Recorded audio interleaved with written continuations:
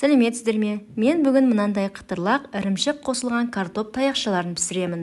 Ең алдымен бізге 400 грамм картоп, 90 грамм ірімшік, 90 грамм кукурузный крахмал, 1 шай қасық тұз керек. Картопты алдымен аршып тазалап аламыз. Осыдан кейін картопты бірнеше бөліктерге бөліп, ыдысқа саламыз.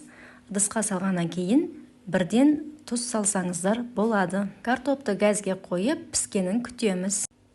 Картопымыз дайын болғанға дейін біз ірімшігімізді сүргіштен өткізіп дайындап қоямыз.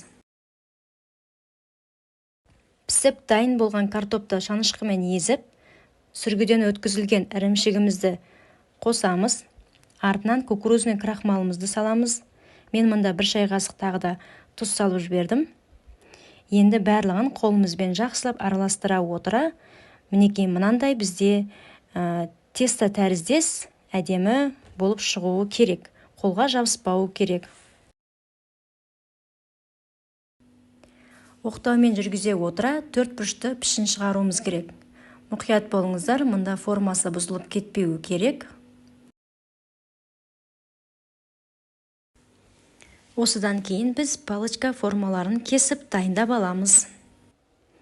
Газге табаны қойғанда мұқият болыңыздар, астын басып қоямыз, себебі біздің палочкаларымыз табаға жабысып қалуы мүмкін.